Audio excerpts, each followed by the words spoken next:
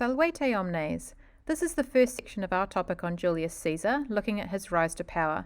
We'll start by looking at his family background in early years, following him through to his first military and political role. The key questions for you to make notes on in your workbook are: number 1, what do we know about Caesar's family? Number 2, who were Marius and Sulla? Number 3, how did Caesar defy Sulla? Number 4, why did Caesar go to Rhodes and what happened on the way? And number 5, how did he begin his military career?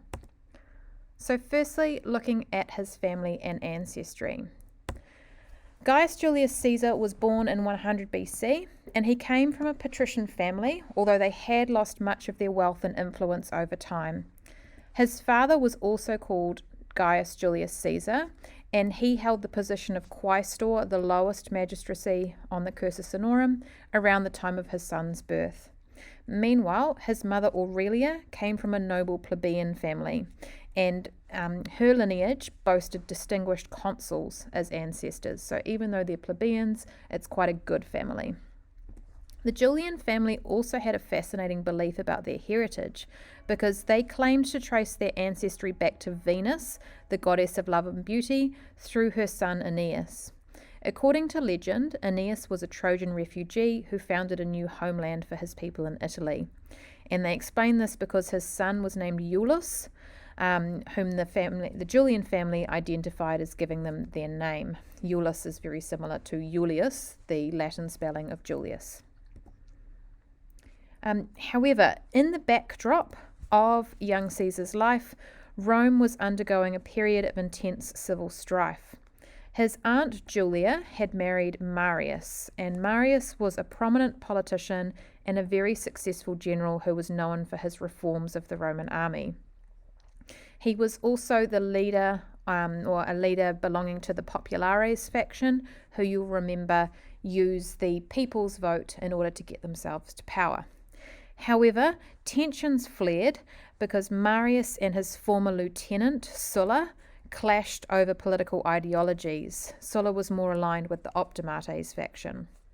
And so when Marius seized military command from Sulla, the younger man led his army to march on Rome, eventually taking control as dictator.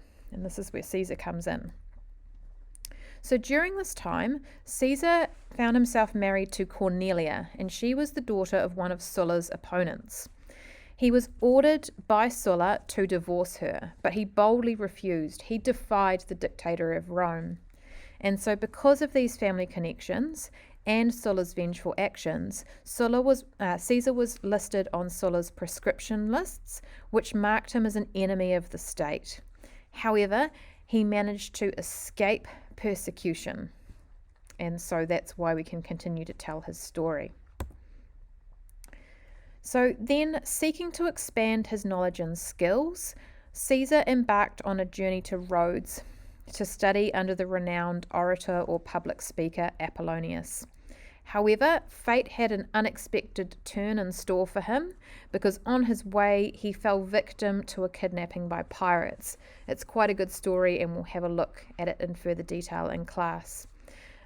Despite his really arrogant behaviour, which is quite amusing as we'll see, he escaped and he managed to make his way to Apollonius to continue his studies and to refine his public speaking skills.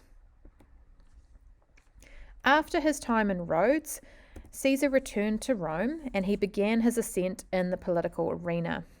He was elected as military tribune, which is the sort of first rank that you get into to start getting power as a young Roman man, and this was a prestigious position that offered him opportunities to serve in various conflicts. And we believe that he served in the Third Servile War, which you may have heard about in terms of Spartacus's slave revolt against the Romans.